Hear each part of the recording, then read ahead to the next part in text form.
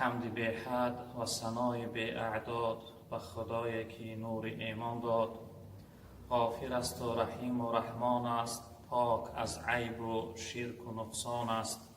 صلوات خدای هر ساعت بر رسولی که هست از او طاعت. نام پاکش محمد عربی، راه نماینده بزرگ و سبی. اما بعد، السلام علیکم و رحمت الله تعالی و برکاته. برادران عزیز، دوستان گرامی قدر، دوستان از ما خواهش کردند که درباره نماز تسبیح یک چیز گفتگوزار داشته باشیم تا اینکه طرزی درست خواندنش را مردم از خود کنند. انشاءالله این لحظه اون روایتی که از ابن عباس روایت شده است که این حدیث ابو داود و ابن ماجه و دیگر از محدثین روایت کردند، انشاءالله رب العالمین طرز این نماز و چه نوع خواندنش را برای شما بیان میکنند. حضرت رسول اکرم صلی الله علیه وسلم به سوی عباس عمکشان گفتند که یا عباس، یا عما، تنای عباس ای عمک، آیا من برای شما یک چیزی را هدیه نکنم؟ آیا برای شما چیزی هدیه نکنم که وقتی شما این چیز به جا بیاره خداوند بزرگوار همه گناه های شما را، گناهی که آشکار کرده بوده، پنهان کرده بوده، گناهی که از روی دانسته کرده، از روی نادانسته کرده، گناهی که میده بود یا گناهی کلان بود کرده بوده، همه گناه های شما را خداوند میبخشه. یعنی هر شخصیتی که این نماز خواند خداوند تمام گناه و شخصیت را میبخشه. پیغمبر بزرگوار صلی الله علیه وسلم گفتند ان تصلی 4 رکعات، تا اینکه شما 4 رکعت نماز بخوانید. خب تقرأ فی کل رکعت بفاتحه الکتاب و سورت، یعنی در هر یک رکعتش مثل نماز نفل برین سوره الحمد میخونی و زمی سوره میکنی. خب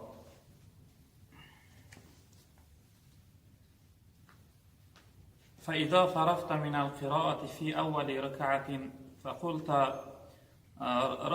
قلت وانت قائم سبحان الله والحمد لله ولا اله الا الله والله اکبر 15 مرة. وقتی که یعنی که در یکم رکعت سوره الحمد خوندی، زمی سوره کردی، بعد از زمی سوره کردن 15 بار این ذکر که سبحان الله، الحمد لله، لا اله الا الله، الله اکبر 15 بار این ذکر میگوی بعد از زمی سوره. یعنی وقتی الحمد خوندی زمی سوره کردی، بعد از زمی سوره کردن 15 بار این ذکر میگوی. ثم ترکع فیقول و انت راکع 10.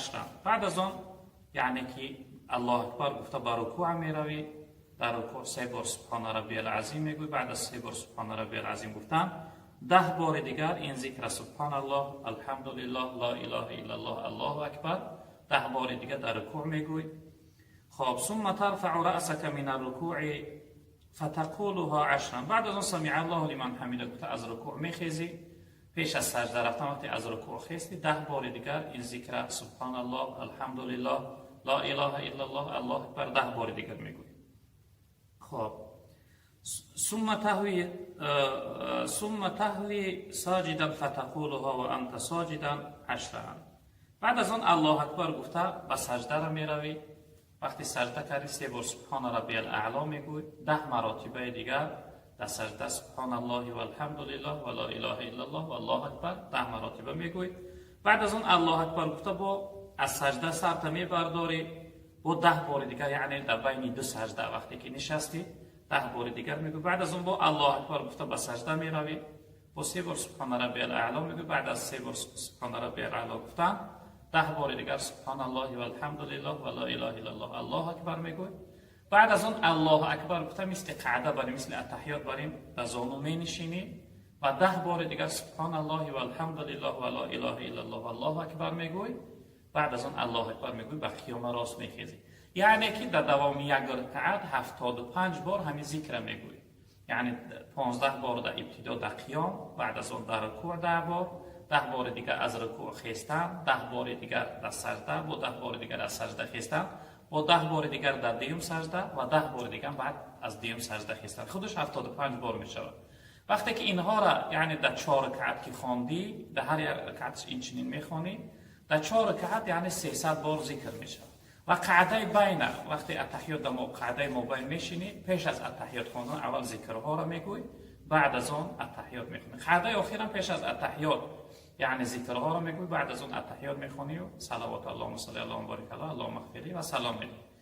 یعنی پیغمبر بزرگوار صلی الله علیه و سلم این چیزا گفتن که هر انسانی که در حیات خان خداوند همه گناههای او شخصیت، گناه اول و آخر، گناه آشکار و پنهان، گناهی که از روی دانسته و نادانسته کرده بود، خداوند همه گناههای او شخصیت میبخشد.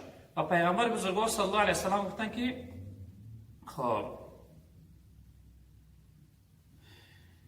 گفتن اگر شما توانسته این نماز هر روز بخونید، یعنی که هر انسانی که اگر به توانایی داشته باشه، خب ان تصلیها فی کل یوم مرتان، اگر شما توانسته هر روز این نماز یک بار بخونید. اگر نتوانسته فإن لم تستطع ففي کل جمعه، یعنی اگر هر روز که نتوانسته بعد از آن هر یک روز جمعه، یعنی هفتهش یک مرتبه این نماز جناب پیامبر صلی الله علیه و سلم گفتن بخونید. اگر نتوانسته بعد از آن در هر یک ماه یک بار بخونه اگر توانسته. اگر ماه نتوانسته یعنی هر یک سال یک بار این نماز بخونه.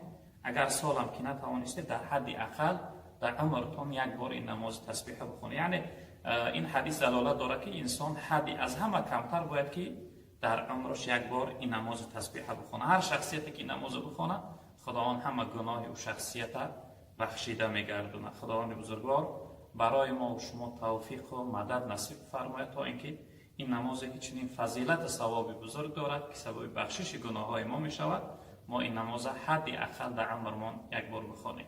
آخر دعوانا ان الحمد لله رب العالمین.